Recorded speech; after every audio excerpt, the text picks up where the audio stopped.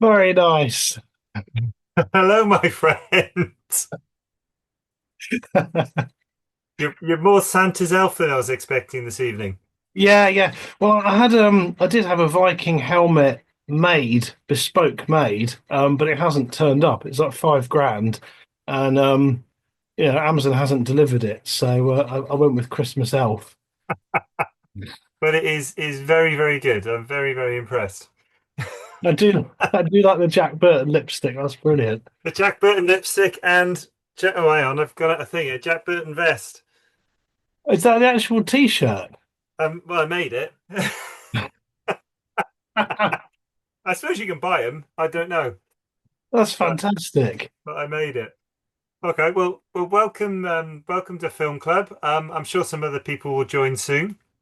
I think we should get going though, because we've got a lot to cover. Yeah. And this will be recorded, so and people can watch this back as well at their leisure. Um, so just an introduction to what this is, if you've not seen this show before. So this is a show where Guy Gardner, musician, jazz musician, author, probably spy. There's probably a whole list of other things I can probably say. We go back to the 80s, sometimes the early 90s in my VW Polo that's been retrofitted with a flux capacitor.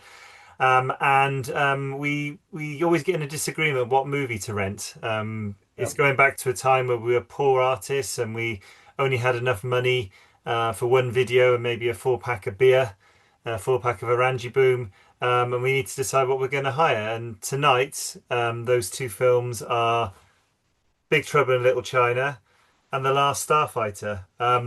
This is in honor of a book that I've just released called Valhalla, which may not come up. Well, Yes. it's come up all right there.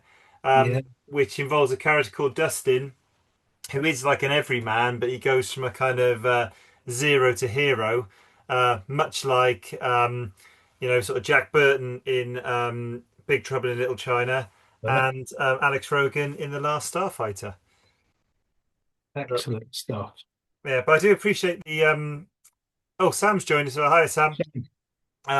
I do appreciate the Christmas elf look, though. I think it's awesome. This kind of got moved into December. We won't talk about why. I know it's written in the contract we're not allowed to make direct reference to why this has been postponed. So I think I'll just leave it there before I get into some legal wranglings that I can't Yeah. afford to pay off. Just leave it right there. Yeah, that'll be. Um, Yeah. I did have a vague plan to be one of the three storms. Oh, as No, well. yeah. I had the Christmas. I couldn't get the Christmas tree basket to stay on my head. We got like one of those skirts. Oh, awesome! I'd have liked to have seen that. I That know would have been it's. brilliant. I'll maybe see if I can set it up in a minute. But that was my original plan, and then it was it's sort of Christmas Elton John instead. So, That is brilliant.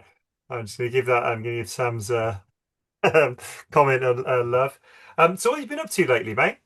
well, I mean, to be honest, it's been tricky since your meteoric rise to stardom. It's mostly been hey guy, because obviously I was famous once, but now it's just like, hey guy, you know Alan Meredith, don't you? You know what's he like? Pretty much every time I walk out the door, it's, do you know Alan Meredith? Yes, I do. And so I've been pestered by a lot of Alan Meredith fans. Um, and Ah, they're sort of hounding me, to be honest. But it's fine. I live with it because I'm just happy for you. I appreciate it, mate. I appreciate it. It's nice to be able to walk around my hometown and not be mobbed. So I appreciate that you're kind of like almost holding back the ocean to make Yeah, sure yeah, I don't experience that. But I yeah. do love the fans. I do love the fans. I just don't love them in my back garden.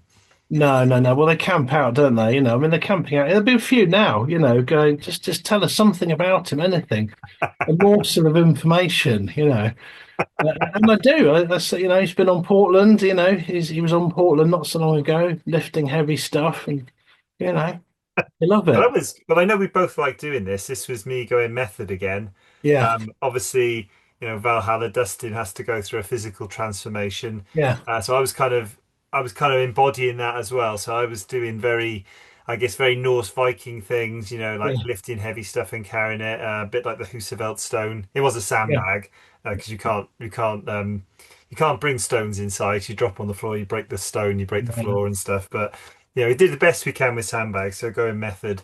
I Yeah. also went method for this as well for this film. So I did take a bet from these two brothers called Big and Little Enos Burdett. And they made this bet that I couldn't drive, because obviously Jack Burton's a truck driver. I Yeah. couldn't drive a truck full of top deck from Aberystwyth across the border into England to somewhere in East Anglia. Yeah. Um, Within a certain time. So they made this bet with me, and you might not be up on the ancient laws in the UK, in England and Wales, but that's actually known as bootlegging to bring Ah. top deck from Wales over into England. So I had to result in a few police chases, and I had to Yeah. abandon the truck. And again, a bit like my celebrity lifestyle, I've had to go into hiding again. Yeah. Yeah. It's all we do it all for the fans, though. It's all for the fans. It's all for the fans, and that'll be on a video. We'll put a video out about that. You can watch Yeah. the dash cam of me escaping. So I think the video shop, we're actually not going to usually rent a video, but I think this time we're going to buy a video. Ah. It goes beyond our price range usually because like videos used to be really expensive. It used to be like £20, and £20 back in the day was a lot of money, which is Yeah. why video rental went. But Woolworths had a video section. We saw it on Facebook the other day, so we're going to go to the Woolworths video section with just enough money to buy one video out of the two. Yeah. Either Big Trouble in Little China or The Yeah. Last Starfighter. Before we move on, oh hi Alison. Uh, Hi. You Hello. can take me off video. Take me off. Yeah, no, you can do it yourself. Obviously, we've got all the current members of Old Kids on the Block here, and if you want to, I'll put it in the recording of this. But if you want to look back at our performance of "Hit Me Baby One More Time," that'll be available in the full recording of this as well. But you can also look back on Facebook and on Instagram as well. I think it was a beautiful performance, something Britney Spears would be very proud of, I think. Yeah. Yeah. Yeah. Yeah. She's been in touch as well. Has she been into again? Yeah. I put you under a Again. restraining order in Yeah. place. It's a pain. Okay. Let's actually probably go around the room actually in terms of what snacks you brought. I'll start off. There was only one thing I could possibly have, and I kind of Yeah. put it on social media. I mean, if I'm going to be a trucker, there was Yeah. pretty much only one snack I was going to have, which was a Yorkie. Yeah. I don't remember being 89p. That was a bit of a shock. I'm still in my mind they should be about 20p or maybe Yeah. Yeah. Yeah. 25p, but 89p for a Yorkie. But yeah, there was only one thing I could eat being a trucker this week. So Yeah. what did you bring, Guy? Yeah, good. Well, I got a club. Oh, nice. Orange. Oh, one of my favorites. There's not another type, is there? As far as I know, there's only orange. That's the one that exists for me. Mint. No? Forget Okay. that. They still do Um, raisin ones. I never liked the raisin Before one. I I go, don't know why. I've got the Oh, classic flake. oh, nice. classic flake. Yeah, yeah, yeah. Very good, Alison. Yeah, Well, that's I don't want to get in trouble here, but I've set a precedent that when we have flakes on this channel, that we have them in the bath. So I don't know, yeah, preferably preferably dressed in fancy dress. But I don't want to get in trouble here. So I'll just say that's not a requirement, but that has been customary on this channel. When you get if you're going to whip a flake out, it does come with certain conditions. yeah. That's what has to happen. Oh, I don't know I don't know what Sam's brought. I don't know if she's frantically going through the kitchen cupboards now, looking for Yeah. something. But I imagine it'd be something Christmassy, maybe like a Terry's chocolate orange, or maybe she put it Oh in the yeah. chat. Hang on. Oh, hang on. There we go. Dairy milk chocolate trifle, and a mint club. Oh, no, mint club. Okay, she hasn't got a mint club. She was commenting on your club. Oh, so she's going mint. Oh, she's going head to head with you, Guy. That's a Yeah. dangerous place to go head to head with you. Oh my God, I've upset Alison. Yeah. She's left. Well, Um, she might have left to put the bath on. yeah, she might.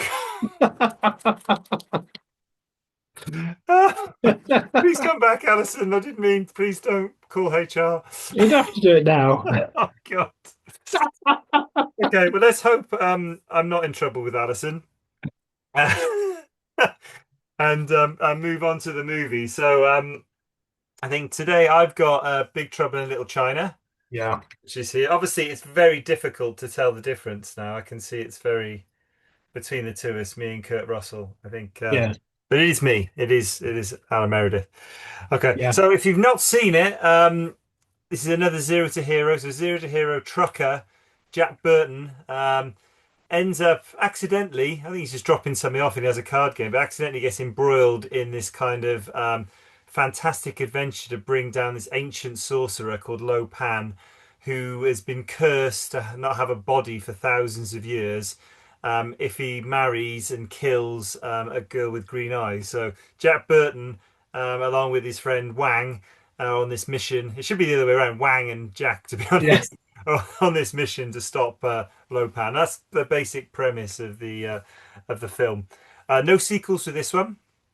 It was released in 1986. Supposedly, that was the best year for toys as well.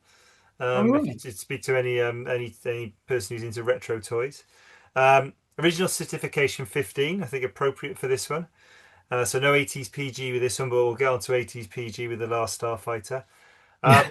Cost 25 million to make, so pretty sized. It had a good budget, but amazingly only made 11 million. It bombed, even though Oh, it was really? set up to be really, and we'll come back to that, but it bombed. Unbelievable. Um, I'll go through who jumped out at me who's in it. Um, but yeah, please jump in with anyone that you think I've missed. Yeah. Obviously, Kurt Russell is Jack Yeah. Burton. Escape from New York, so big history with John Carpenter on this. Tango and Cash as well, which I really love that film. That film's never on anymore. Kim Cattrall, most people know her from Sex in the City. I wasn't the biggest fan of that, to be honest, but she's Gracie Law. Loads of films, Porky's, Police Academy. Actually, the one I remember most from is Mannequin, because I love that film. I know we've reviewed that one Yeah. before. Mannequin's the one I really remember from. James Hong as Lo Pan. He was Kung Fu Panda's dad in the Kung Fu Panda film. He Yeah. was the voice of that. Victor Wong as Egg Shen. And I was trying to think, where do I know Victor Wong from? And he's in Tremors, which is another awesome, I would say That's, 80s film, but it's 1990, so it's is just it it's just really? clicking into the 90s. Definitely HR is going to be involved because Alison's not here. Yeah. Alison hasn't come back. Yeah. Oh no. Whoops. Oops. You should you shouldn't do that in a public forum. Encourage women to get in the bath and Yeah. eat a plague. It was going to go either way. Is it going to be a It's success or like those guys are sick? I'm going to be in court. This is going to cost me. Yeah. Um, Donald Lee as Eddie Lee, he was kind of one of Wang's friends. He was in Avengers Assemble. I think he was like one of the representatives from China. I think when they had like a World Council or something. Yeah. Carter Wong, who's the real henge bad guy, as Thunder. He was also in Rambo 3. Peter Kwan as Rain. He was in The Golden Child, which was released the same year. Yeah. Very, very similar kind of themes in that. And Al Leong, who's in loads of stuff. He's a Wing Kong hatchet man, but he's in Lethal Weapon. He plays a lot of goons. He's in Die Hard. And, That's right. and Yeah. the one I remember him most for is in Bill and Ted's Excellent Adventure as Genghis Khan. Yeah. So that's what I remember him most from. Yeah. Anyone else that was in this that No, you think I've I think missed? you got all the ones that I did actually. I mean, I was trying to remember that guy's name without sort of resorting to looking on Google because he's so with that sort of wispy hair. He's kind of Yeah, like yeah, I don't know, and I never remember his name. No, you nailed the same people I did, and Dennis Dunn. But I don't think I made the mistake of thinking that he was short round for years. I thought he was short round in Indiana Jones, and he yeah, yeah. wasn't. He was a completely different person. But I don't know why I thought that because I looked at them both. And they don't look anything like each other at all. But he was, and I've never seen him in anything since. He's actually really good. And he did his he's just sort of like a martial arts guy, and he did Yeah, yeah. his own stunts and everything. But yeah, Oh, you nailed that one. Yeah, that was cool. well, Alison's back, but apparently she's on the A12 as well. I don't know the A12 The road, motorway isn't it? or road, but apparently she's on the A12 as well. Okay. But she came back. Yeah, that's good. Yeah, She's either come back to serve me papers yeah, or all's forgiven. So it was originally it was written by David Z. Weinstein, who wrote like a Western concept. So it was kind of very different to the film we saw. So like Jack Burton would ride into town on a horse, and obviously he yeah. comes into town on a truck. And then it was rewritten by Gary Goldman, who did Total Recall, both versions, the Yeah, original with Arnold Schwarzenegger and the Colin Farrell one, and a Minority Report as well. And he turned it into a present day one, which I think yeah, it was good. It was that way anyway. Um, yeah, Mentioned him briefly, but John Carpenter directed this, did a lot of films with Kurt Russell. But John Carpenter, most famously, I guess, Halloween for that film. Also did The Fog, Escape from New York. Probably go on and on, to be honest. There's loads and loads of John Carpenter films. But interesting, I say, director, and I'll probably come into you for this because you're our musical expert, because he is a composer himself and he has a yeah, very, very strong musical background, so gets really yeah, involved in that side of the production. So I know he's involved in the music for this one. yeah, Any yeah. thoughts on that? Yeah, I think he wrote all the music for it. And pretty much, I think he's one of those people that plays every instrument. So he pretty much wrote and then played every instrument, did it himself. Really, really cool. Because it's not like sort of film music. It's kind of like a sort of like a pop, like everything's like almost like a pop Yeah, soundtrack to it. And it works really well. It kind of like shouldn't work, but it really does. And it's and he wrote the music for something else. I think he wrote the music for Terminator as well. Quite an iconic little sort of tune to that. So it's really good. But this thing about directors sort of composing their own music, actually, I think it's pretty cool because they sort of know the film like better wow. than anyone, don't they? So like if you can do that, you're sort of really well like really well sort of placed. And watching it last night, I mean, I've seen the film loads and loads of times. All those films as a kid that I just watched all the time. And there's a Yeah. song at the end. There's a Big Trouble in Little China song, and I didn't catch if he wrote that. It was by a band, and I just kind of I fell asleep actually, so I didn't go to looking at it. Um, Yeah. there's a Big Trouble in Little China song, and I don't know if that was released and they meant to sort of have, some presence in the charts with that. But it's a really good song, and I not clocked it before. You never see you end up just switching the credits off, don't you? So, but yeah, Big Trouble in Little China song, check it out. It's cool. Okay. Well, Alison might know. Alison tends to have very, very amazing kind of encyclopedic film knowledge. So maybe Alison knows whether I suspect it would probably be by someone else actually if it's a band, but I don't know. Yeah, I don't know that one. I'm not. I've got a level of geek, but that's probably a slightly higher level of geek than the circles I yeah, run. yeah, Okay. So obviously this is a very fantastical film. So lots of special effects. What do you think of the special effects in this one? yeah. I thought the special effects were really cool, and again, it's such a weird, like this film's such a weird blend, which I think kind of made it a box office flop. Because they said one of the problems with the producers didn't then know like what to do with it. But it's kind of this weird sort of mix of like kitsch, like 80s kitsch, horror, like martial arts, sort of wire work. It's absolutely brilliant. The three storms, I think, is characters and like effects. I think they for some reason they creeped me out. They still creep me out now. Watching it, I don't know what the song about the baskets. I don't know what it is. So the effects are sort of off the time, but really, really good. And the low pan.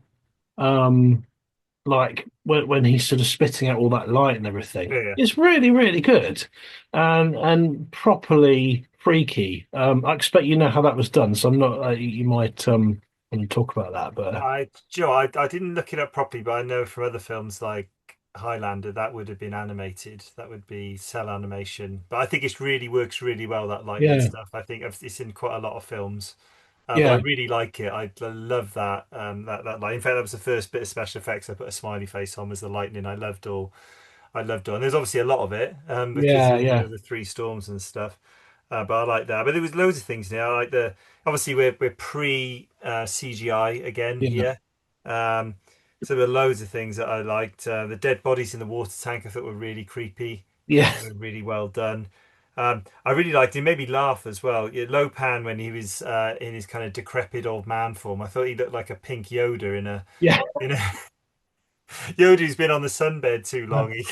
He's got He's a bit flaky, isn't he? He's kind of like it's like quite unpleasant. Like it just looks like his skin's just sort of gradually like crumbling away. yeah. And we had the proper 80s monsters as well, like the big ginger monster. He Yeah. was really, really good, but proper, as of the time, with a lot of the horror films as well, really, really, latex kind of, really put the effort in with that. Yeah. I really liked him. And the Beholder monster, I thought he was really good. I say Beholder because that's like a character on Advanced Dungeons and Dragons, but the one that was like a floating ball of Oh eyes, yeah. I Yeah. thought Yeah. that was so, so Yeah. well done. Yeah. And I wasn't quite sure how it was done actually. That one I probably would have guessed at stop motion, but it was actually puppeteered. It Yeah. was puppeteered so well, and they obviously put an effect on it as well. But Yeah. yeah, I thought that was fantastic. Yeah. I really liked that special effect. That one was one of the most expensive effects on a film to sort of at that time because it took so like a crazy amount of puppeteers to work it, Yeah, and yeah. obviously they had to sort of animate it somehow so it looked like it was floating. And it nearly I think it was responsible for nearly sinking. Like they spent so much money on it. It's like we need to kind of pay like Kurt Russell and stuff, but it all gone into this. Well, at least it wasn't like Ice Pirates, where sort of they spent all the money and then had to kind of go really cheap, with the Space Gophers. At least it was consistently high standard. The special Yeah. effects all the way through. The sewer monster I thought was really good as well. I thought that was brilliant. Apparently, that was really dangerous as well. If that had actually, as it came out, if it had actually hit someone, it would have been similarly affected, been hit by a car. So they had to be really careful with Yeah. Yeah. how that was used. But yeah, I thought the special effects were really, really good in this film. I And think. I love all the practical effects. I love all that stuff. And Yeah, it's sort of unbeatable, really, isn't it? And it's like because it's you know that it's actually real, isn't it? It's basically yeah, you're seeing what's actually there. You sort of can't like beat that. But the Lopan one, when he starts lighting up and the light comes out of his mouth, that was done in one take, and they made a cast of David Wong's body and head, and then yeah. lit it, you know, Oh wow. and put like sort of like plastic skin over it and then Yeah, just fired a light through it and filmed it. And they did it in one. It was like one of those do or die. We've got one chance at this. yeah, yeah. And it looks brilliant. You know, it's so clever. But No, it's the ingeniousness of it as well, isn't it? That it always really draws me. And obviously CGI now looks amazing and it looks real and everything. But yeah, yeah. I just like the ingenuity of how they pulled this stuff off. I like the one take stuff. It was in the Heath Ledger Batman as well, where they blew up the hospital. That was a one take job Yeah, because that was a physical effect as well. That wasn't yeah, CGI. So it was like we got one shot of this. And we've only yeah. got one hospital we can like level. So I like that. It's a bit like where people like dance on the edge and they do really risky moves. It's kind of like Yeah, that. It's kind of a really risky thing. It's either going to pay yeah, off or not. Um, so I really like that. I like taking the risk, and the risk pays off, and then it's brilliant. And I agree yeah, with Sam. Yeah, it yeah, takes a crave. There's more, it feels like there's more creativity in that, and I think yeah. that's why we're a fan of it actually. Yeah. Um, scary bits. Any scary bits in this film for you? I think the scary bit's definitely the sewer monster. That's the sort of proper jump scare. You just don't expect it. I think there's some sort of creepy bits. I always find the bit when they drive down the alley, and then the fog sort of Yeah, descends. Um, yeah, maybe not outrightly scary, but it's genuinely quite unnerving, I think. And then these sort of storms sort of rock up, and there's the fight and yeah, everything. I think that's brilliantly done, and that bit always sort of creeps me out a bit. And the David Lopan, when you first sort of see him, he kind yeah, of appears. It's so outlandish, and it kind of almost should be comical, but it's not. It's like quite scary. Um, and he had to wear that was another one. He had to wear like platforms for that, which he yeah. hated because he doesn't like heights. So he had to wear these sort of ridiculous like platform shoes to have this sort of effect. But Okay. and I think any of the stuff where he's kind of transforms, and there's another bit where yeah, he transforms from the old man into the sort of ghost. And he's like Yeah, floating around. There's yeah. something inherently creepy about that as I well. do like that. I like that where yeah. They're moving on one level, so they can only be floating. Yeah, I like that. Yeah, I like that. That was cool. Yeah, that was cool. I think you've got my one. My only scary bit was the jump scare when the sewer monster pops out and grabs the chancing warrior. That was. yeah, But you did mention something I really want to focus on. You mentioned funny bits because this film has a lot of really funny bits, and I think I guess central to most of that comedy, I think, is Jack Burton. Yeah, And again, a bit like Bruce Campbell as Ash in Army of Darkness. All the comedy comes from what he says and does. yeah, I got a few here to mention, but see if you come up, see if you got any more yourself. Actually, I, there's one bit where he's going through I think the sewer tunnel with Kim Cattrall right next to him, and he says, "Will you stop rubbing your body against mine because I can't concentrate," which really made me laugh. The bit with the sewer monster, I think, is a bit straight after that where Egg Chen throws a bomb or something in there, and Egg Chen says it will come out no more, and yeah, obviously like Jack Burton's still freaked out. He's like, "What will come out no more?" He's like still completely freaked out by what's just popped out and just like basically swallowed someone and disappeared. yeah, And even like, and this reminds me a little bit of Weird Science actually, when Gary and Wyatt see um, Wyatt's brother, Chet. He's turned into like that bog monster, and they're like, "What?" They go, "What is that?" And he goes, yeah, "That's Chet. That's Chet, Gary." And they're like completely like disgusted. They're similar to this, I think when Jack Burton sees the Beholder monster, he's like, yeah, "What is that?" He's like, yeah, he's absolutely disgusted. He's like disgusted and fascinated in equal yeah, measure. So I really like that. And obviously some of the physical bits as well. I love the bit where he's rolling backwards in the wheelchair down that slope and he's yeah, taking out bad guys. And he's kind of like, as in most of the film, most of the time he does something heroic, he does it accidentally. It's not yeah, intentional. He's not like very competent, like Wang. Everything Wang does is intentional, and he's a great yeah, martial yeah, artist and stuff. But no, everything Jack does mainly is by accident. I like the yeah, bit where he fires the gun above his head. They're just about to go into a big battle scene, so he fires the gun out. He fires the gun above his head, almost like I don't know. I can't remember if it's like a warning or if he's just trying to act a bit hard, and then half the ceiling yeah, falls on his head and knocks him out, and he misses most yeah, of the fight. That really got me as well. yeah, And then obviously I'm referencing it. yeah, I love it's my favorite bit in the whole film. So Jack Burton facing down Lo Pan in the kind of like sort of one of the final scenes of the film, just after he's kind of like kissed Kim Cattrall, yeah, and he does the whole tough man speech covered in lipstick. It is brilliant. yeah, It's yeah, yeah, absolutely brilliant. And as far as I'm aware, that was by accident as well. That was not a planned joke. yeah. It just came off, just the lipstick coming off on him. Anything else from Jack Burton? I might have gone a bit too deep, I guess. Yeah. Maybe I left you anything. No, no, it's great. No, same things. He does a few good liners, one-liners when Lopan's talking about all this world domination, and I can't remember what he says before that, but he says, you could rule the world, and Lopan goes exactly, and he leans in and he goes, "Are you crazy? Is that your problem?" And I really like that. And when Lopan's sort of saying, it's taken me like 2,000 years to find this. It's all really serious, and this like 2,000-year-old sorcerer, and he's got to find the right girl. And Burton says, 2,000 years, and you haven't found one that fits the bill. Come on, you know. So I love that. It sort of sort of makes a mockery of the whole thing. But yeah, knocking himself out. He does manage to kill like one like quite evil warlord warrior, but then he gets stuck because he stabbed Yeah. him and he can't like get him off for ages, And but it's great. But I think like the really cool thing about it is that it really subverts this idea, like the sort of like it could have been done a different way, couldn't it? Where he could have been the hero and like saved the day, but it actually kind of allows for him not being the hero, like other people being the hero. That like you can imagine that you probably wouldn't have had an Asian guy like stealing the show then. It would have been they were still in the realm of being like sidekicks.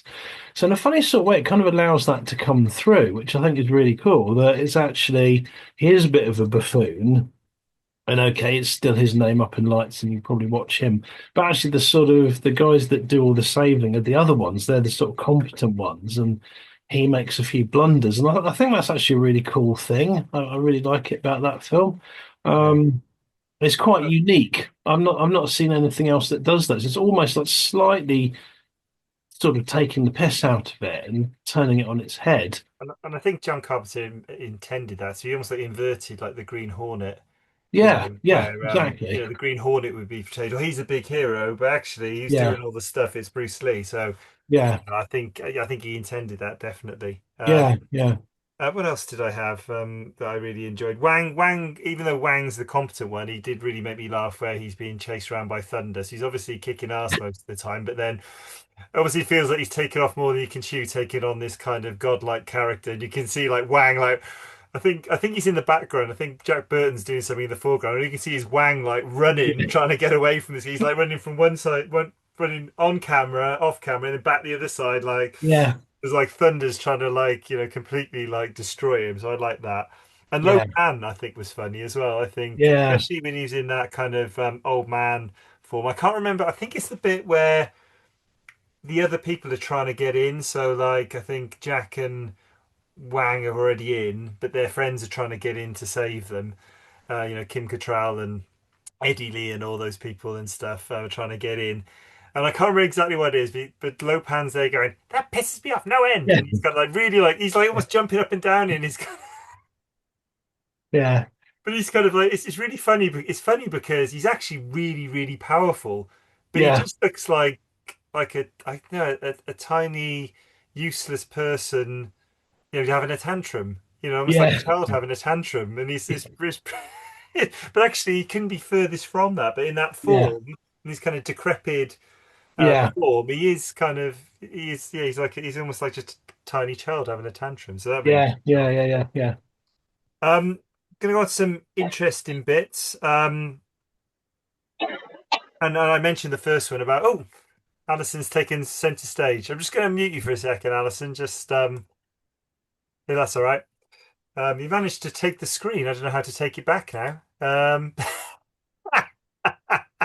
How do I take it back? Hostile Oh takeover. no, there you go. You've taken it back. But well done, guy. You've obviously got the gravitas of the voice. It must be the musical training. You took the screen.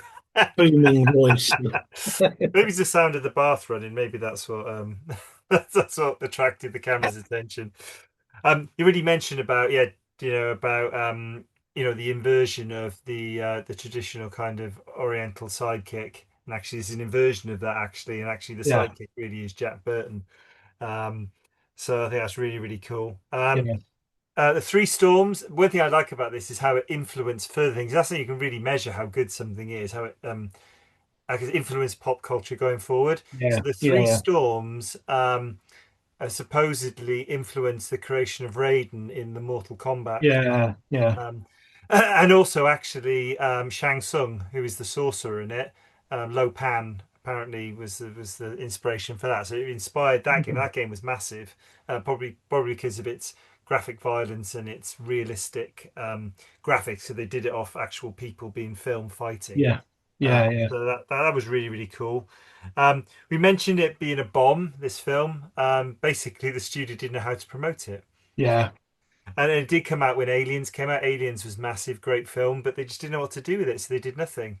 yeah, But yeah, obviously, the quality came through because when it came to video, like a lot of films that we review on here, it was a massive success, and it's been a yeah, massive cult favorite. Um, Kurt Russell. He's running around. He looks a bit sweaty, but apparently everything from the brothel scene onwards, the reason he was sweaty is because he actually had the flu. So he did the rest of the yeah, whole film. So I take my hat off for him to doing that because it was a very physical film. yeah, yeah, To do that yeah, with the flu was he didn't phone it in. He did it. yeah. Um, did you? Oh, I'm going to ask you this question. Did you notice anything familiar about Egg Chen's where Egg Chen lived? Don't think so. If you look at it again, you know the bit, this might give it away, the bit where they go down the fire pole into the sewers. Yeah, If you look at that again, yeah, and you'll recognize it, and I'd never noticed this. All the times I watch it loads and loads of times, yeah. and I looked it up to check I was right. That's the same interior as the fire station in Ghostbusters. Oh, really? Yeah. You have a look at it and you go, that's the fire station in Ghostbusters. But I only noticed it on this watch. All the times Yeah, I've watched right. it in the past, I never noticed it, but I watched it. I noticed it. Um, Other things, I'd like to watch this because I've seen this series, but there's an animated series of Teenage Mutant Ninja Turtles. In 2014, they parodied this episode, and All actually right. James Hong came in as the big bad guy to voice the big bad guy. The big bad guy in this one was called Ho Chan instead Yeah. of Lopan. But I really Yeah. like to see that. I think that'd be really cool. But they basically did a whole parody of Big Yeah. Trouble in Yeah. Little Yeah. China, which is brilliant. And then the last one I've got is there's a bit in the film where King Cattrall is imprisoned, and I think due to editing, you didn't see why she was kind of trussed up, but she was trussed up like a turkey. She had like a kind of legs bound up, and she was almost like Yeah. almost inverted. She was really really uncomfortable the way Yeah. they kind of gagged her and they'd kind of tied her up like a Christmas turkey. And then John Carpenter was worried she might be uncomfortable, and she must be a very funny woman 'cause she said she just replied, "I've been in tighter situations than this," which really made me laugh. That's But, brilliant. but anyway, do you have anything else? Any other fun facts about the film that you? Um, she yeah, staying with Kim Cattrall for a sec. Yeah, she when I watched it, I was a bit like maybe it was like a first movie. She's sort of a bit over the top in it, and compared to everyone else. And I want, she must look at it now and think, oh, but actually she played it like that, and she went Yeah, for just because it was zany. She played it as like a 1940s sort of Jane Mansfield sort of yeah, Dizzy Blonde. So that's how I'm going to do it. And thinking about that now, and then looking at it, it actually sort of works really well because it makes it, sort of slightly sort of cartoonish, and it's sort of really cool. So she sort of purposely did that. Um, I thought some of it might have been based on Monkey, especially the wicker hats and the slightly crazy martial arts stuff. I watched Monkey all the time when I was a kid. yeah, Um, and I don't know, I haven't verified it, but he must have seen it just to come up with some of that stuff. Obviously, there's tons of martial arts movies, but the yeah, massive wicker baskets, that screams Monkey to me, but I haven't confirmed it. Kurt Russell still owns the moccasins. It was his idea to have those sort of quite large moccasin boots that he wears. Okay. Apparently had them specially made in Aspen. Um, Oh wow. and, he just saw these would be really good for the character. Yeah, And he still owns them. He owned them as of 2023, I think. He still owned them. And he says it's his favorite movie that he's done. He still really, really likes it. Which is cool. And again, going back to that inversion thing, that he wanted that to happen. So obviously he could have gone in and gone, had a fair amount of clout as an actor, didn't he? Then he was probably approaching almost like the height of his fame, and he could have gone, "I'm the hero," if you don't yeah, own it. But he kept those scenes in, and John Carter, oh, well, he looked like with him knocking himself out. Did you really want to add that in? And he went, no, no, it's great. I want to do it. So he sort of added to that, which I think is brilliant. It's so cool. Um, yes, that was great. Well, I think that's it. I don't think I've got any more. Let me look at my fun fact sheet. But yeah, so he came up with his own look.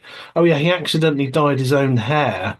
Um, I don't know how you do that. I've never been in a situation where I might accidentally dye my hair, but he'd accidentally bleached it and decided to sort of keep it, for the role, yeah. to sort of Well, add it's to pretty it. hard to accidentally bleach your hair, isn't it? I don't know how you accidentally do that. You sort of like in the shower, oh God, what's Oh no, going on? yes, it's peroxide, it isn't shampoo.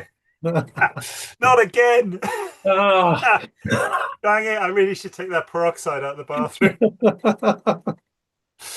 Oh, from Sam, very interesting what we said about Mortal Kombat. She could see the influence there, but yeah, awesome. I couldn't pick out a favorite line in this film. There were too many, I think. I couldn't pick out one. I'd say that's the standout. Apart from, and it's too much for a line. Just that one speech with Lopan where he's got the lipstick on his face. I just Yeah, love yeah. that. Although I think you had the good one about the you know, 2,000 years and you still can't find a woman. You Yeah. must be doing something wrong. Oh, There's another one right at the end when he does that thing on the radio, which I love. He hmm, does one at the beginning when he's on the radio and talking to yeah, anyone listening out there, which I think is quite a cool yeah. thing anyway. Um, and at the end, yeah, he says when the 8 foot guy's pinned you against the wall and says, "Have you paid your dues?" So you just take him on what old Jack Burton says, yes, sir, the check's in the post. I thought that was really good. I love that line, Did actually. you see the edition? I had to. I think I had to look it up online, but there's like in one of the original edits, there's a bit edited out where Burton, when he's in the truck with everyone, he comes across, the original kidnappers at the start. Yeah, Um, he sees them like on a pier in the car, and he rams them into the water. But it yeah, was interesting to see that. But yeah, I hadn't seen that before. I only saw it sort of do the research for this film club. yeah. Yeah, they took it, they decided it would be too vengeful, didn't they? So they left it with, and again, yeah, slightly, I mean, the ending of it as well, it's a little bit unsettling because that creature's hiding out. And you think, yeah, what's going to happen? Because it wasn't the most savoury of things, was it? And I quite like that as an ending. It's a bit sort of like it could go quite badly from you don't really know. But I caught that about the drive. Yeah, that sort of extended ending. It was interesting. That I didn't know that. Oh. I think it's Well, on YouTube actually, but I haven't watched yeah. Oh, that. yeah, I YouTubed it because yeah, I did. Yeah, I sort of read about it, and I want to know what that is. yeah. It was yeah. Did you Um, watch it then? what's that? Did you watch it? Yeah, I watched it. Yeah, All you right. can find it on YouTube. You can find that it's kind of in between. So when they escape in the truck in the end, because they need to get out because everything's exploding, they go out in the truck. Yeah, It's between. Yeah, it's that he's got everyone in the truck with him. So at yeah, that point, and they spot the people in the car, and they go right, and Jack's going right. We're finishing this, and we're gonna. yeah, And he rams him off the thing, which it is a very aggressive move. Actually, it is. yeah, You basically, although they're bad people, he's basically sort of judge, jury, and executioner, and he's kind yeah, of like pushed him into the water. yeah. They're not Yeah. getting out. No. They're not maniac cop who always gets out.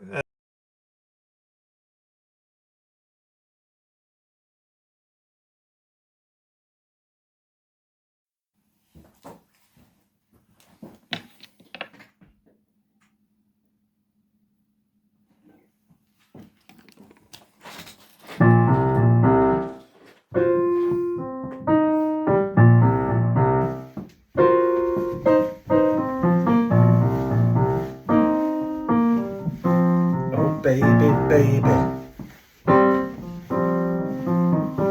Oh baby, baby.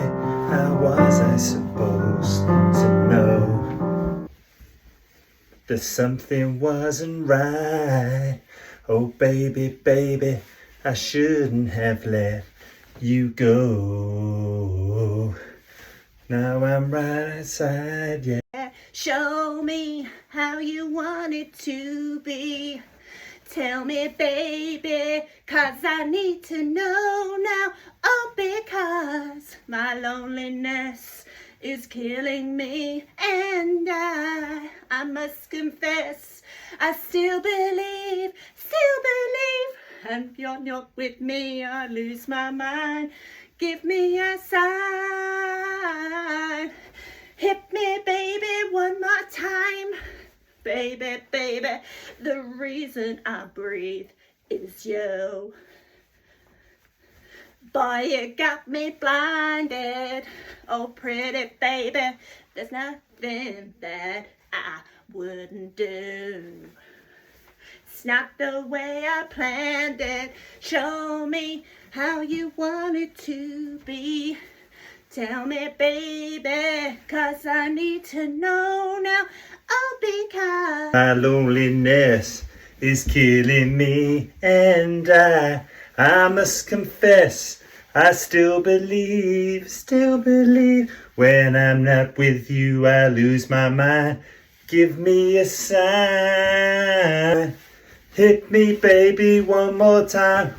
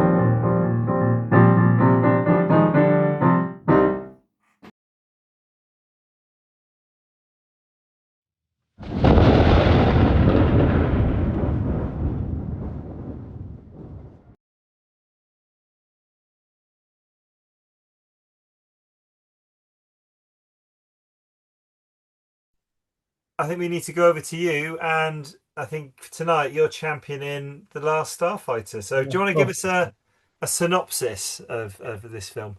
Yeah. So the synopsis, I'm going to give you the what if. Oh, okay. Stephen King likes, he always says a story should start with what if. So I Okay. love that. So it's a what if an arcade game turned out to be a recruiting device for an intergalactic army.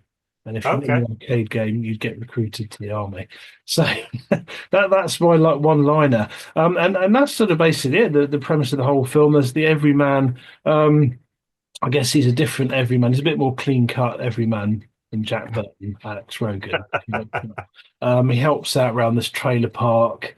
He's a really good guy. He plays this arcade game that's just sort of set up there, which was supposed to be delivered to Vegas, and it got dropped there apparently. And when he does this, one day he gets this huge high score, and then this guy turns up in something looking suspiciously like a DeLorean. um, and he If gets, I made a DeLorean, yeah. yeah, yeah, exactly, yeah. And he gets recruited to be a starfighter and fight this sort of galactic power, the evil Zer, who's basically trying to take over and smash the Rylon planet and everyone in it. And so begins a proper good v evil, the everyman. It's the classic everyman that follows that thing like Hero with a Thousand Faces thing. Yeah. Every man, they get offered, they live a simple life, they get offered the chance for adventure, Yeah. they turn it down, they get offered it again, and then they sort of then sort of take it. Cool film. It's not one I'd watched. I had seen it because I remember certain scenes. I do remember this. I watched it as a kid. Yeah. Did actually watch it on video, but it wasn't one I watched sort of loads. So I was kind of quite keen to explore it, really, having watched Big Trouble in Little China still quite a few times. And yeah, I really loved it. Great. It came out before Big Trouble in Little China. Came out in 1984. Yeah. It cost 15 million. It's quite modest. 15 million to make. 14 million of which was spent on the computer graphics. So Wow, that makes sense. That makes total yeah, sense. all of the budget, nearly, apart from paying the actors, was sort of basically based on spending on this sort of computer. It's like supercomputer. So the all the outer space scenes were done on this Cray. I did write it down. I can't find it now, but Cray MP computer, like Yeah. supercomputer. XMP. That's the one. XMP. And yeah, and it's the only film apart from Tron. Tron was the first one to extensively sort of use CGI. It's just like pretty cool. Yeah, so I thought it was great. So basically, a fight against this sort of evil empire. And yeah, I really like the character. So his character, so he's a sort of different thing about sort of Jack Burton. He's like a clean cut guy. He doesn't sort of really want any trouble, Alex Rogan, I don't think, to begin with, but trouble sort of finds him. Yeah, sort of away we go, basically. There's a huge cast of cool characters. I talk about, yeah, so there's sort of things that I really like, just general things I liked about it. There's the Zandy Zan sort of alien assassins, which are kind of quite gross. I don't even know how you describe them, but they've got like eyes and sort of weird teeth. They don't seem particularly good. They seem to get duffed in fairly easily, when they come down to Earth. Alex, because he goes on this mission, he's replaced by Beta Alex, which is, basically a sort of robot version of him. And that was one of the cool effects that I really liked when you sort of see Beta Alex kind of, it's kind of a bit gross. There's a sort of scene where he's kind of like coming to life, and they originally had it more horrific, but the test audience said this is, into sort of horror, and they toned it back a bit, and they added more scenes because the Beta Alex scenes proved like popular by the end of the film. So it didn't do. I don't think it did massively well. Again, it was another one that didn't do too well at the box office, but did really well sort of I think after. Um, I think it doubled its money, so it did a lot better than Big Trouble in Little yeah, China. I yeah, think it made yeah, 29 million, so it did all right. yeah. Obviously not enough to for a sequel. Although apparently there's a musical apparently of it It's in weird. 2007. So who's in this one though? Who would people know in this film? So, on my cast list. So we've got Lance Guest. I should do the mention of honour first. The director, Nick Castle, was the original Michael Myers Yes. in the very first film. And Lance Guest was also in it, which is maybe how he was sort of starting Halloween. Um, so yeah, so Lance Guest, who's done lots of not maybe massively well-known actor, but he has done quite a bit of stuff. Um, some quite big hitting actors as Robert Preston, who played Centauri. Um, Old-time actors, sort of from the 50s. He was sort of famous Mm. as Harold Hill in I can't remember what it was now. I did know it was a bit of information I did have. Dan O'Hurley is Grigg. I've got a quote from him. I'll come back to that. He was Catherine in Mary Stewart is just the before you go on. girlfriend. Sorry? Just before you go on, he was the I guess the CEO in RoboCop as well. Nice shot there. So you Oh, wouldn't know because he's so heavily made up. You yeah, wouldn't yeah, yeah. know. But yeah, he was. Yeah, no, say nice shot, son. What's your name? And obviously RoboCop says Murphy, but he's the CEO of OCP in Ah, brilliant. Yeah, I RoboCop. didn't know that. Yeah, yeah, yeah. Okay, that's cool. Catherine Mary Stewart, again, really, she was in Days of Our Lives, which is a really popular sort of American Yeah. sitcom. She was in a And thing Weekend at called Bernie's as well because we've done that film. Weekend at Bernie's. Yeah, Yeah. yeah, yeah. Weekend at Bernie's. She was in a thing called Night Flyers, which I thought was the Stephen King Okay. horror film, which I'm a big fan of. I don't know if you know that, but it's about a Yeah. vampire Yeah. that flies about in this sort of plane Yeah. basically at night. But it's not. It's a kind of quite cool horror film from Okay. the 80s about a ship sort of like a possessed sort of spaceship that has the spirit Okay. of this person running it, trying to protect her son, who's also on board. It's pretty creepy. Okay. She was in that, and that was cool because I didn't know anything about that film, but it's pretty cool, I thought. Katie Cute as Induran, who was a composer who did the music for Cheers. Okay. Which I didn't know is a film composer. And Scott Dunlop, Bugatti, who later went on to create the Real Housewives franchise. So he sort of did all right with that. Yeah, so yeah, Nick Castle, pretty cool in Halloween. And the music. Well, we'll come back to the music. Well, Have you okay. got anyone else Yeah, on? I had a few people because it's one of those films. It's not got as massive actors in, but it's got some ones that I. So there's Norman Snow as Zur. He was in Manhunter, which is the original. Sort of. I've forgotten the guy's name now. Hannibal Lecter? Hannibal Lecter film, the original Hannibal Lecter film. Yes, so he was in that. Thank you for that. Thank you for saving Yeah, there. Robert Starr as an underling. He was in Airplane. Al Berry as a riding spy. He was in Halloween 3, and there's obviously a connection between Nick Castle and John Carpenter. They were obviously yeah, good friends. Will Wheaton was in it. So Will that's Wheaton right. from Stand By Me and Star Trek: The Next Generation. Yeah, Blinking, you'll miss him because his parts were cut. I yeah, saw him yeah, once, very briefly in the kind of in the crowd, right at the end when there's a crowd when they all when Alex comes back to Earth near the end of the film. I'm not giving any spoilers, by the way, but when he comes back to Earth near the end of the film and all the trailer park come out to see him, you can just see a flash of Will Wheaton there. I think he appears yeah. somewhere else, but I didn't see him in the other bit. Oh, you like this guy, Britt Leach. I think he was. I remember him from Weird Science, but I think he was also in The Great Outdoors as well. Right. Guy kind of he always plays a kind of middle-aged kind of working class kind of guy, yeah, kind of a high hairline. You Yeah, recognize him straight away. yeah, But he's Gary's dad on Weird Science, so the one that Lisa kind of puts a gun to. yeah, yeah, Um, yeah, yeah, yeah. so he's brilliant. And then the other Weird Science one, and I thought I spotted her. So she's not credited, but she's down as a cheerleader. But it's Susan Snyder. She was in the truck when I think it's the beta unit goes to I don't know where they go. They went to their hangout point, wherever that was. Yeah. But she was with one of the other uh, sort of boys or young men, and she was one of the love interest in Weird Science as well. No, So okay. Yeah. she was in it as well. So yeah, that's my list. But like I said, it wasn't like huge stars in this film, but I kind of No. like that. That's got a charm when it hasn't. Yeah, definitely. But they sort of weren't huge, but some of them were quite like Robert Preston, who played Centauri, was Yeah, quite like a well regarded.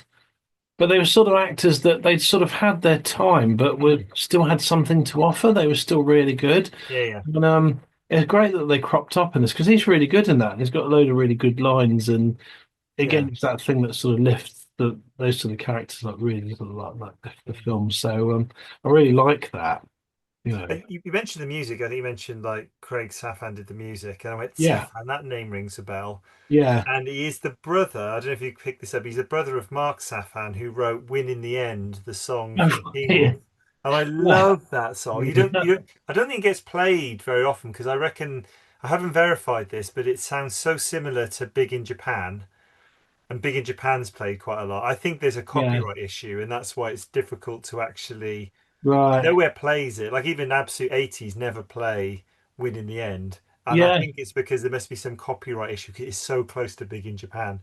But yeah, Right. they're basically brothers, obviously in the film industry and music. That and the other thing, and I don't know if you noticed this, it probably they all sound kind of similar, but I thought the opening credits sounded suspiciously like the opening credits to Masters of the Universe. Yeah. Yeah. The Dolph Lundgren film. Yeah. I Yeah. was listening to it going, I've heard Yeah. this Yeah. before. Yeah. Well, he basically set out. He wrote the score in like 2 weeks for this film, so mentally quickly. Yeah, Um, and he set out to do a really big, he said his basic thing was to be bigger than Star Wars. To use like more, there's more of everything. And I think he did that, but it's like if you listen to it, there's a little bit of Star Wars in there's a bit of Master of the Universe. It's kind of one of those scores. Certain film composers that are really good at like copying other film yeah, composers, like Jerry Goldsmith's good at that. He's really good at writing different styles. And this seemed to be it seemed to draw from every sort of like action yeah, yeah, sci-fi film yeah. I without get it being a direct rip-off. it. Yeah, And it it does. was really good. It kind of just like pounded through the whole film, you know. Sounded very similar. Yeah, to Alison's point as well. I think, yeah, definitely with these two films, both the villains were very cheesy actually in Yeah, both this film and Big Trouble in Little China. I think, yeah, a lot of 80s films had really, some of them had terrifying villains. I think like Terminator. I can't think of yeah, anything cheesy about Arnold Schwarzenegger in Terminator, but a lot of them did have very cheesy villains and they were great. I think it was, yeah, you know, I think it was something that carried across a few films, and we love those films. So I agree yeah, with you totally on that. yeah. Um, so special effects. What about the special effects on this one? Yeah, so special effects. So there's two things. There's like there's a sublime to ridiculous. There's the computer ones, which cost more than the combined fee for the actors and everything else. And it was done on the supercomputer that kept overheating because they were just demanding so much of it. Um, and they sort of looking at them now, they possibly don't stand the test of time, but they sort of do because it looks a little bit like a computer game, which was sort of the point of it. So I might let it off on that one because it's like it does look a little bit computery compared to what we have now. So we can't see it. We can't see it as how we would have seen it at the time. But you're like, God, that's amazing. It's like a spaceship. It looks like nothing I've ever seen. Yeah, Um, I debated this one a lot in my head actually. Because the thing that popped in my head first of all was when he plays the arcade game. I'm going, bloody hell, that arcade game's good. The graphics yeah, are good. And that surprised me because I know how old the film was because it's early 80s. I'm like, yeah. wow, the graphics are good. And then I found out that obviously they use this supercomputer, which interestingly, think about this, right? Everyone's buying computers probably for Christmas with like gigs and gigs of RAM. This Yeah. computer, the supercomputer, 128 megabytes, not gigabytes, megabytes of RAM, and 38.4 gig of storage. Yeah. You think how differently now. Yeah. And part of me is like really impressed with what they did because Yeah. I'm thinking, that I think from what I read, the bit where Centauri, I can't remember if he lands or takes. I think it's when he lands in this star car was all CGI'd, and that was the first time there was a full CGI scene in a film. We don't Yeah. usually get CGI. And part of me's like really impressed with that because I think, well, that's kind of landmark. Yeah. But the other half of me goes, well, yeah, that's true, but it still wasn't as good as the special effects in Star Wars that were No. made. No. So yeah, so for me, I'm a little bit hung up on the special effects, although I think it deserves its place in kind of film history. Yeah. Yeah. If I Yeah. was being really cold about it, I'd say, well, it's great, and it probably obviously started something that obviously became very good because CGI nowadays is incredibly good to Yeah. the point where you can have like characters in Rogue One who are dead appearing in those Yeah. films and looking pretty realistic. Yeah. Um, so it started something really good, but at the same time, even at the time, it wasn't as good as things that were made before. So if I think about like other films like King Kong, the original King Kong at the time, everyone was like, "This is amazing." They hadn't seen Yeah. Yeah. anything else. You look at it back now and go, "This looks a bit naff." Yeah. Yeah. Yeah. But the Yeah. trouble with this film is, even at the time, even though it was the best you could do with that medium, it still wasn't as good as what had been done before. So Yeah. I'm a little bit hung up on the special effects for this one. Yeah, no, I totally agree. It's like it's one of those things that is very impressive, and yeah, you totally nailed it. But you still think, yeah, but it does look like a computer. I kind of got round that one when I was watching it by thinking, well, it's sort of like a computer game, and it is a computer game in the thing. So I just kind of I had a workaround in my Yeah. own head. They did make an arcade game. They tried to make they actually tried to make the arcade game work. Yeah. I guess the idea was probably to market that, but it couldn't handle the amount of sort of data and the amount of sort of Yeah, imagery, there's and no so it way. never got it to work. So it just ended up as a prop. Um, yeah, the DeLorean, the sort of fake kind of DeLorean. Um, I don't know if they then based. I don't know how that influenced Back to the Future, but it was a kit car. It wasn't a DeLorean, and it was totally lethal to drive. Apparently, it was like the flip side of the special effects. Is that it was an absolute death trap because it was made from about three different cars. It wouldn't steer. It was like Couldn't really pass an dangerous. MOT. Yeah, no, definitely not. So I thought it was really funny. And then the other ones, the alien effects, they were all made because they spent so much money on this computer thing. They borrowed a lot of like other alien stuff from Right. shows, and then they got the masks and they turned them inside out and made them a bit different. And um, I guess because they were probably running out of money because they'd spent 14 million on Yeah. this computer that probably now our phones like have more memory than, but like at the time, like you say, it was so yeah, so the effects are yeah interesting, yeah. So that they probably don't stand up as well. I guess Big Trouble in Little China effects stand up better, to Yeah. be fair. Yeah. Um, I agree with that. but I love the story. I like the everyman. He's I guess more of an everyman because he is a proper like he just wants to help people. He's kind of, if you think about it, he's basically grew up in a trailer park, so Yeah, he couldn't, that's almost like the US definition of a nobody, isn't it? yeah, yeah, That is like the lowest tier, isn't it? yeah, You can't even afford to live in a permanent house. You live in a house with wheels that doesn't go yeah, anywhere. So yeah, I really like that. I think that's one of the reasons we chose it for this episode was because yeah, traditionally you probably, if we weren't wrapping this into Valhalla and Dustin's the zero to hero in that, you probably have the last Starfighter versus Battle Beyond the Stars. The one with John Boy Walton in. You probably yeah, put yeah, those two together, and then you probably put Big Trouble in Little China against the Golden Child. You'd yeah, yeah, probably yeah, do it that way. But I'm glad yeah, we brought these two together, and then, like I said, Valhalla's the kind of glue that's kind of yeah. bringing those two things together. Um, any scary bits you picked up on this film? Um, I think the scariest bit, and I watched it a couple of times because I have this thing like we talked about. You get to a certain age, and if you stop moving around, you fall asleep.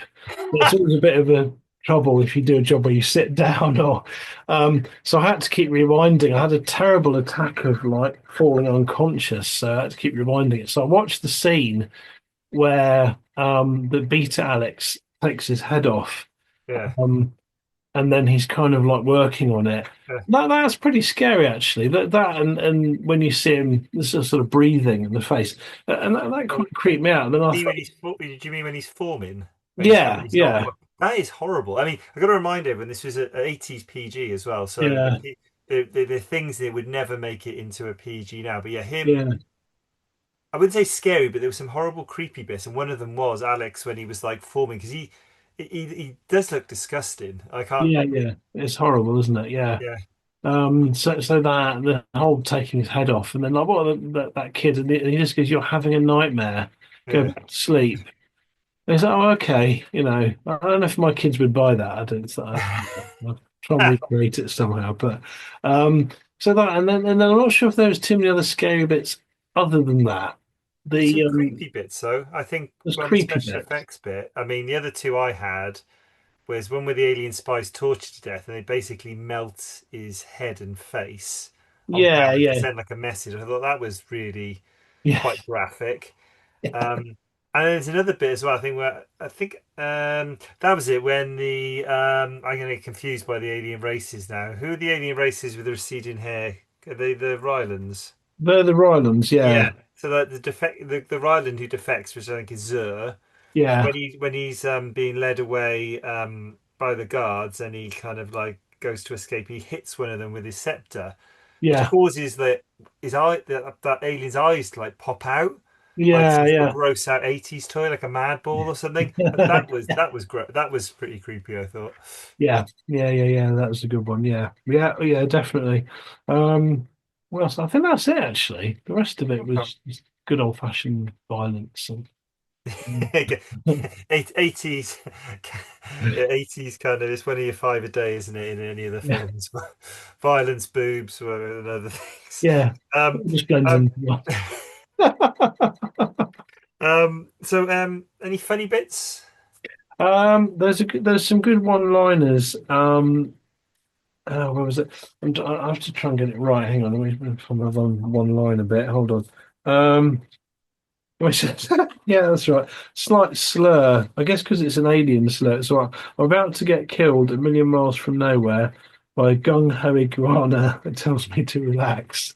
Joe, that was one of the things I picked up on is that galaxy is inherently racist. So you got Yeah, Alex saying that about Grig, but yeah, then interesting, Centauri, he's talking about those alien assassins, calls them dirty creatures. yeah, So I think it seems like the whole galaxy is racist in yeah, in some form or another. It's a bit yeah, like I think I saw the same on Star Wars as well. Everyone seems to be, like Chewbacca seems to get it in the neck. Actually, yeah, I wouldn't say anything to Chewbacca. Someone who can rip my arms off and beat me. yeah, I'm not going to say, but he gets a little bit as well. I think. I yeah, think even the droids have a go at him, and the droids are supposed to be the lowest on the pecking order. They're not even allowed in the cantina bar, yeah, and even C-3PO gives him some verbal yeah, when he's like repairing him. Empire Strikes Back. So yeah, there seems it's interesting actually, like almost like you think probably the values of the day almost like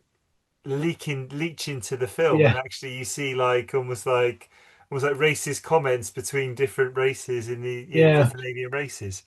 Yeah. It's interesting, that, isn't it? Because I know with Star Wars, there was there was a thing about obviously they were supposed to be the Nazis, weren't they? So it was a kind of Yeah, but yeah. So that's what we're saying. Basically, if we go to the universe, we're going to find inherently racist beings that are just going to go, yeah. "You guys stink," you Oh know? yeah, and I just got to mention, yeah, I agree with Alison. Again, the CGI has improved massively, from its inception Yeah, to where it is, and that really has come down to kind of computing power yeah, has gone yeah, up massively, which I'm not going to go into now because it's obviously another part of my life. I used to do a lot in that sphere, but yeah, they definitely. So yeah, I think you mentioned it yourself on the funny bit side that they put more scenes in with the beta unit. So yeah, Alex's doppelganger. They did raise a little bit of a smile. I wouldn't say not as funny as I found some of the one-liners or Jack Burton's kind of adventures, No, no. misadventures. But yeah, I agree with you. I like the bits with I did like the bits of the Betty in it. He comes out with he's trying to make up. Yeah, they're still having a bit of a kiss and stuff. Yeah. And what was he? I can't remember what happened, what the circumstances of his channel, but he's trying to sort of get like you're the only one for me. But he's channeling some film, and then it's like all the other girls meant nothing, and he sort of gets Oh yeah, stabbed. he's listening in basically because he doesn't know what to do.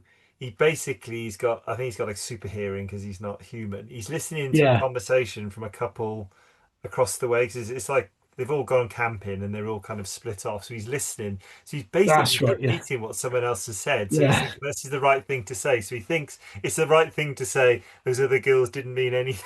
Yeah. It's really good. Which I actually I missed that. She came up with a really good quote from it as well. But you might just have to read that because it disappeared from my screen, but it was really funny. um, it'll be a slaughter. That's the So, spirit. No, my slaughter. yeah, I that's can't remember that. I'm trying to think where that bit. Oh, this is about yeah, because they're one ship against a whole armada, isn't it? yeah, that's right. Yeah, Yeah, yeah. That's yeah, because Grig's really positive about everything, isn't he? But to be fair, yeah. Grig's lost everything, so Grig's not a great cheerleader, to be honest. Because like, No, Grig's like, well, I've lost everyone, so I don't really care. yeah. It'd be But to be fine. fair, Alex had to do it to save his bit. Actually, we got into a few 80s PG bits because we talked about the really creepy bits, which Yeah, I could see keeping. When my kids were younger, I could see that keeping them awake. I could see it keeping your kids awake. Those creepy bits yeah. we talked about. How old do you think? I was going to ask Alex Rogan's brother Lewis. How old do you think Lewis is? We had to guess. 9. 9. Why is Lewis? And I thought originally he was looking at his brother's stuff. But it's made reference later in the film that it's his. Why has Lewis at 9 years old got a whole Playboy collection, a Playboy Yeah, magazine collection? Because they're not Alex's. Because later in the film, Alex says, "If you don't go to sleep, I'm going to tell Mom about your collection of Playboys." a bit young, isn't it? It's a bit weird, isn't it? he's, he's not even. He doesn't even look like he's anywhere near puberty, and he's got like a big stack No, of Playboys. you just find it gross a bit. Oh no, what's this? This is horrible. He's like, as soon as Alex is out of the room, he's got his Playboys out. But anyway, Yeah, it's one of those weird things that could only ever exist in an 80s PG. yeah, So I was just like, like I said, originally thought, well, it seemed a bit more believable almost. He was sneaking a look at his older brother's porn collection. But the yeah. fact it was He's got his, he's got his own. Sam says 80s PG strikes again. Uh, okay, let's get on to the interesting facts. What interesting facts have you got on this film? Um, so let's have a look. We've done the Craig Zaffin one. Um, oh yeah, so the idea for the story, the writer Jonathan R. Betchwell came from he walked into a video arcade, and he basically did this what if, and he said, what if the actual sword in the stone that Arthur pulled out, the Challenger, the Worthy, was Yeah, actually a computer game, and that's how you proved your worthiness. I mean that's a real writer's thing, isn't it? Just taking one, and that's definitely how I sort of think about it. You have like two ideas that rarely comes fully formed, and then, oh, what if this crashed into that? And yeah, you must have sort of done that with Valhalla. It kind of like, what if this happened, but it was that really? And then yeah, it's like that's what sends you running for the sort of computer. I've got to get this sort of down. yeah. Well, well, you mentioned Valhalla. That is a what if universe. That was born out of Sam and I knew each other a long time before we got together, and it was Yeah, almost like part of it was a what if. What if we got together earlier? How would that have looked differently? yeah, And that was kind of the spark of it, really. Obviously, it goes into lots of other different things. It's not by no means is it an autobiography of either me or Sam, or well, it would be autobiography then, would it? A biography of me or Sam. But that was the spark of it. What if? yeah, What if we'd have got together, I guess, when we were in university versus, after university, and that kind of sparked it. And that's where there's certain scenes in it, like Hit Me Baby One More Time, Sam and I did go to a party, both dressed as Britney Spears. So Yeah. that's what happened at the party wasn't the same as in Valhalla, but we essentially did do that. But Yeah. there wasn't any photographic evidence of me we could find, but we've got it now. Although I'm a middle-aged man now, as opposed to a 20-year-old man. Right. I'm sure I look better as a 20-year-old man. You stood the test of time brilliantly. I was a lot slimmer anyway. So I think I was. I think that's when I was a semi-professional rugby player. I did that. Yeah. I was never a washboard stomach type of person, but I was definitely pretty fit at that time. Yeah. Yeah. Yeah. Um, yeah, yeah, cool. Sorry, and anything else? Sorry, I interrupted you rudely. No, no, no. That's right. It's perfectly fine. Let's have a look. So, we've covered the original Mike Myers. The original story was a bit darker. So it was a bit more sinister. There was more of a war theme. The beta Alex wasn't quite such a good guy. He sort of had his Okay. own like agenda. For the Centauri guy, that was his last film actually, Robert Preston. That was another thing. That was his. So he dies in the film, and he actually Yeah. did die not long after that. But there was less of a sort of comedy sort of element to it. I already mentioned the saving money, so they used other alien masks and sort of duffed them in a bit, and sort of turned them inside out. Um, yeah, there was a pilot written for TV, but it was too costly. Um, so again, it sort of died the death a bit. The Death Blossom super weapon didn't make the cut. The production thought it was too sort of like unbelievable, but it's since become like the absolute best thing, and fans sort of love it. You know, the sort of Okay. the Oh, like that's interesting. it Can we come yeah, back to that when we try and decide? I want to come back to the Death Blossom because that's something I want to yeah. talk about. And I think it could be this film's undoing, but let's come back to that again.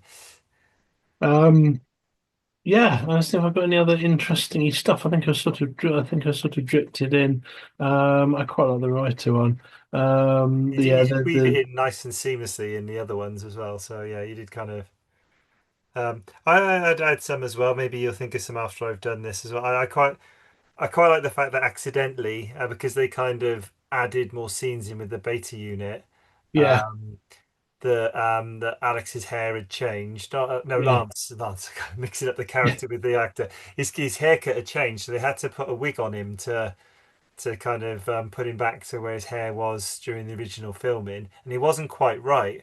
And it actually works because the beta unit doesn't yeah, look quite right, and it's because of yeah, his yeah, wig. So I think the accidental bit I thought was really cool. yeah, Um, yeah, yeah, I like the fact that Dan O'Hurley. There's a bit where Grigg shows a photo of his wife, and yeah, that's him as well. So he plays his wife as well, which I thought was really funny. So, so he played him and his wife in the photo, so I like that as well. Sam and I are really big geeks around toys, yeah, and I don't know how much these would be, but it'd be massive amount. It'd be a lot of money. But Galoob, who are a big toy manufacturer, actually made the A-Team toys. If you remember the A-Team right, yeah, toys, yeah, they created prototype action figures for this movie. Um, but in the end, they never went forward with it because they didn't think the movie would be a success.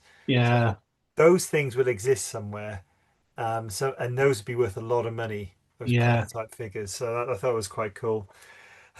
Probably wouldn't recognize them because they probably wouldn't look anything like anything on the film, and they'd probably be unpainted. So it'd be very difficult to spot what they are. But yeah, yeah, yeah, yeah, but apparently it was hard to get videos for this one. So actually, we're planning to go back and try and get this film. But actually, we would fail because there was problems because Lorimar, who produced the film, had closed down. So actually, all right, it was very difficult to actually. So I don't know how we get. It makes me think actually, maybe the first time I did see this was on TV, actually, yeah, rather than on video, because apparently it was yeah, very difficult to get into video shops because of this problem with the production company closing down. yeah, right, right, yeah. Maybe same for me then, because I would have Yeah, seen it probably the same time you did. So yeah, maybe it was this yeah. thing. Maybe. Also, Marvel did a comic book adaptation of this, which Yeah, was quite cool. I know they did Star Wars and other things like they did a lot of. They even did uh, Gunslinger series, Dark Tower series. They did Did they? Marvel. Yeah, it's quite good artwork here, but they did the whole thing, the whole Oh, okay. whole. I can't remember how many books it was now. Someone will correct me, but is it 9 or is that too many? But however many books it is, they did the Yeah. whole thing, comic book Oh, style. okay. That's Really, cool. Yeah. really nice Yeah. art. Um, I, I went to a lot of arcades at different points when I was a kid. It wasn't something I did regularly because there wasn't an arcade near me. I think the only arcade machines I could go to regularly were the ones in the chip shop Yeah. in in a place called Caroline Street where I grew up. Does make an appearance in my books actually. That chip shop makes an Yeah. appearance in Midas and also makes an appearance in Valhalla. That's where a lot of the face-off scenes with Onir and Lothar are outside that chip shop. But Yeah. never really into any arcades. But even when I did go to an arcade, and I'm not saying I was the best in the arcade, although you'd have some good players and sometimes you'd watch them, I don't remember like all your friends and family and neighbours coming out to cheer you on to play an arcade machine. No, no one would care, would they? Basically, Yeah. it's funny she said because I did think watching the film, it's like okay, maybe there's not that much to do there, but I can't imagine everyone go, my God, he's got over 800,000 points. Ah, no, boo. Oh, just catching up on the comments. So apparently, my wife thinks I was a beautiful Brittany. Okay, Yeah, there we go. Yeah. And Callum's loving the lipstick. So obviously, Callum's watching in on Sam's device. I don't know if you remember this scene. This scene from the film, Callum. This isn't. This is part of the look. It's not just me going rogue on this. Um, Yeah, it's and the not other in the film. the other thing I want to ask now, right? So, so it seemed to be it was the Rylands, wasn't it? Their defining feature seemed to be a receding hairline. So does Yeah, that mean everyone with a receding hairline is an alien? I just yeah, want to throw that question out there. I would imagine so. Okay, So, I've answered that one. Okay, thank you for that. yeah, I wasn't sure, but thank you for clarifying. no, no, I'm just spitballing, but I would imagine it's highly likely. Yeah, Okay. it's sort of So, not that they weren't that likable, were they? I don't know if I would have maybe bothered too much saving them. I don't know. They were like, yeah, those guys seem pretty boring. well, we'll get into more comments. Emily said, "I can't believe you butchered my lip gloss like that." Well, that's the look. You need to watch the film, Emily, and you'll understand why my lip Everything in gloss is like. service of it's everything in service of the art, you know. Yeah. So it's Emily, this is after a passionate kiss with your mum, and this is the result of it. So you shouldn't have asked. You didn't want to know the answer to that. And Alice said you were the best looking Britney that I've ever seen. I take that as a compliment because you must have seen the real Britney as well. Yeah. Right. Did you have a favourite line from this film before we get into the Um, real crux of this? I think that my favourite line was I'm about to get killed a million miles from nowhere by a gung ho iguana that tells me to relax. Okay. Sam says I look like a drag queen in a panto. I didn't. Do you know what? I looked. Well, I can't think of a better way of putting it. I look cool as fuck as soon as before I put this on. I thought, God, I look pretty. I look cool. And then as soon as Yeah, I put yeah. this on, It's like, I don't think I looked as cool. But anyway, that's a personal choice thing. It's a personal choice thing. yeah, I yeah, don't think I yeah, looked as cool. Since it brought the comedy level up straight away as soon as I put the lipstick on. Um, the one I liked, it wasn't like a fun. Usually, my favorite lines are funny ones. yeah, But I really like this. It's kind of it's dialogue, really. It's more than one line, but there's a bit where Alex kind of said, and this sums up the film for me. There's a bit where Alex says, when he's kind of faced with the enormity of what he's been asked to do by Centuri, he's saying, "Well, I'm just a kid from a trailer park," and then Centuri says to him, "If that's what you think, that's all you'll ever be." yeah, I yeah, kind of yeah, like that because that kind yeah, of you could take that to anything. You can take, well, yourself, with the author stuff, it can be really hard. You put your heart and soul into writing a book, and then no one ever reads it, and you yeah, think, well, why bother? But you keep trying and you keep doing it, yeah, and I guess if you give into that, well, I'm no good or this is pointless, then you'll never do anything, yeah, yeah, yeah, yeah, yeah, and you'll never succeed. So I think I really like that. That for yeah, me, that is a in a film that's quite cheesy and stuff, and some of the effects are naff. Um, yeah, there's that real quality dialogue in it You know, Yeah, and I yeah, wouldn't say it's a killer script film, but that I love. I think that's a yeah. brilliant one-liner. It's a great one liner. Yeah, no, that was a really good one. Yeah, and things are tricky because one, I find with teaching, one phrase to people can make a lot of difference. It can really change people's outlook, So it's kind of at the right moment. Yeah, So yeah, it's a lovely line actually. It's funny how these things just glitter, they sort of stand out, don't yeah, they? yeah, Because I remember seeing that and thinking, yeah, that's so yeah. yeah. Good one. That's like almost like a kind of like chills on the back of the neck kind of moment with Yeah, that yeah, yeah, one yeah. line. So I like that. Okay, right, we've come to the crux of it. I don't think there's any more, unless you had something else to add. I don't think we can squeeze anything more out of the Last Starfighter. So I No. think we're down to the businesses. What do we choose now? Do you want to do the pitch for yours first, or do you want me to go first? I mean, there is an advantage me going first because you can pick my pitch apart, but I'm happy to go whichever way you want to go.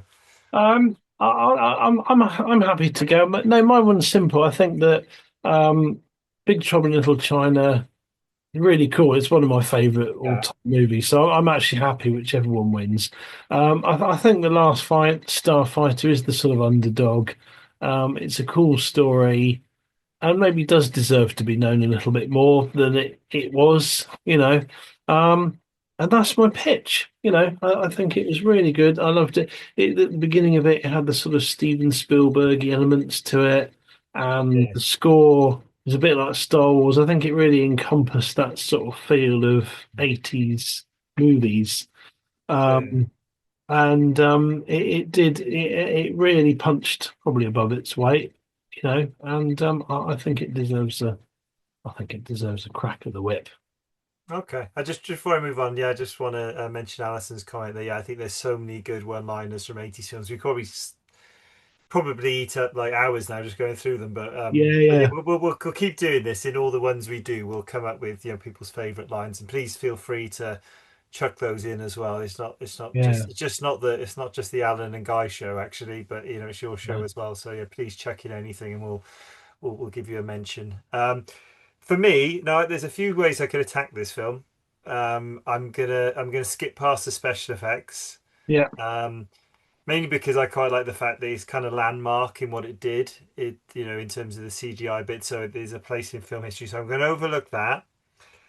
The bit I can't overlook is there's a massive, massive plot flaw in this film, and you mentioned it.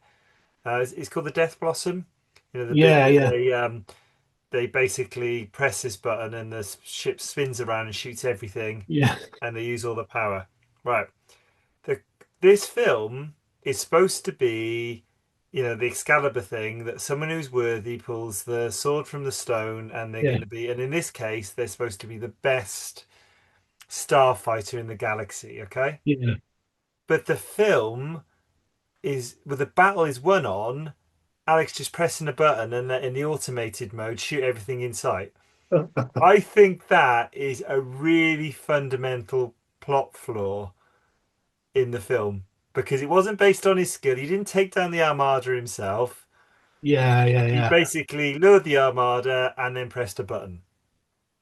yeah. All right, I'm snapping my look. That's the pen. I'm stabbing myself in the chest with my own pen.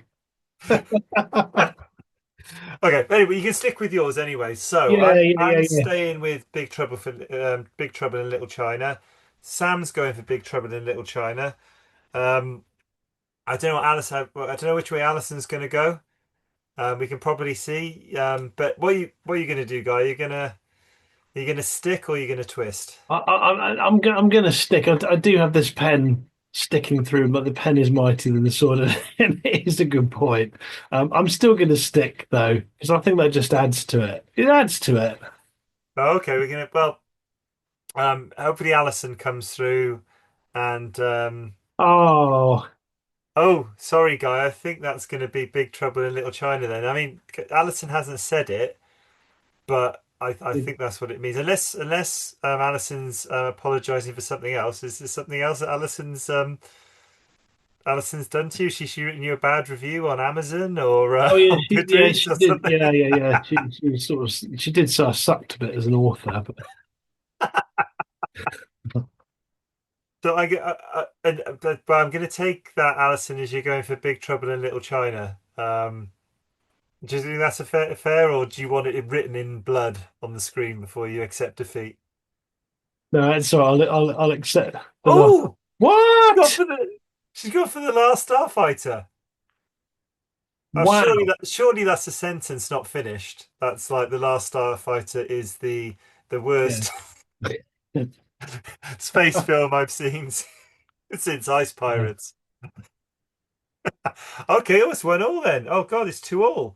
Okay, well we can't decide a winner then. So if Alison is truly being genuine about the Last Starfighter, we're at an impasse. So Yeah, we are. Yeah. we're gonna have to throw it out to a wider poll and see. We'll put it on Facebook and see what it comes out. So at the moment we're in a daily. I wasn't expecting this. I wasn't. No. I thought it would be a rollover. Last Starfighter would get steamrolled, but as much as I got some fondness for it, 'cause I don't think it's even as good as Battle Beyond the Stars, to be honest. I think that's a better film than The Last Starfighter, let Yeah. alone up against Big Trouble in Little China. Because actually, I think when I started watching it, I was going, "Oh, hang on a minute! I think the film I really wanted to watch was Battle Beyond the Stars."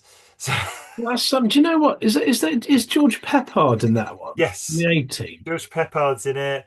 Yeah. So it's a bunch of kind of rogue kind of warriors band That's together to take on like an empire, but they're all kind of disparate. They're all different races, and they all come together. yeah. And then there's John Boy Walton, who kind of I think he flies a ship that looks a bit like a snail. Yeah. Um, Yeah. but I don't even think The Last Starfighter is as good as that film. So anyway, I, doesn't I matter. saw that film in the cinema when I was a kid. I remember going to see it Yeah, when my parents taking me to see it. Yeah, yeah, that's right. Yeah, and I remember. Well, I didn't know it was George Peppard then because it was probably yeah, before the A Team came out. yeah. Um, my parents going, "Oh, it's the guy from Breakfast at Tiffany's." I'm like, "What?" But fuck's that? Yeah, but I do remember the film, and and I remember being creeped out by there's some white weird sort of cloney people that look the same. I was really Yeah, creeped out by it. I remember it distinctly.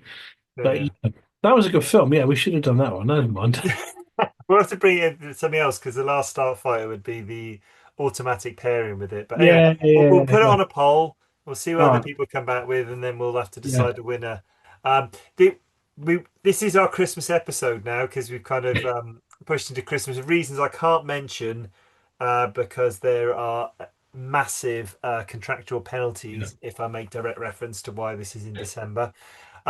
So the next episode of VHS Film Club will be our review of the year, where we're going to take all the films that we've reviewed this year, and we're going to randomly, in almost a top trumps way, put them head to head and see who is the champion of champions for Yeah, that'd be cool. 2025. So this is cool because it actually brings so you could still have a film that was maybe beaten on the night coming through and winning the whole thing because Yeah, yeah, everyone's yeah, in that yeah. one. Um, so it'd be really, really cool. We're going to do that. So we'll do that. I'll get my cards printed and we'll do a bit of top trump shuffling and we'll see who wins. Who won it last time? Was it Weird Science won it last time? I I think. think Weird Science did win it. Yeah, yeah, Yeah. yeah, So it'd yeah. be interesting to see. I can't remember all the films we've reviewed this year, but it'll be interesting to see who wins that. Yeah, we did Um, some cool. oh, Alison. Oh, that's cool. So Alison's bought Valhalla. So thank you very much for buying Valhalla. I hope you enjoy it. Personally speaking, I think it's probably the best one I've written. I Yeah, kind of didn't like it for parts of writing it. When I didn't like it, I was writing it going, "Is this any good? Am I?" I think Guy and I talked about this when I popped up to do the strongman. yeah. Um, but then now I finished it, I absolutely love it. So I hope you love it as much. Yeah, I'd be really interested to see your feedback when you finished it. So yeah, It's thank you very much, Alison. Thank you for keeping the lights on in the Meredith household. yeah, So yeah, I hope you enjoy it. yeah. It's great. So you will enjoy it. I guarantee it. It's brilliant, brilliant read. Yeah, Thank you, Guy. Okay, well, let's wrap it up for tonight then. yeah, So, thank you very much to Sam and extended family for watching. Alison as well. We're always great. Obviously, we've got all the members of Old Kids on the Block here. And thank you to my co-host, Guy. Ba, ba, ba, ba, ba, ba, ba, ba, ba.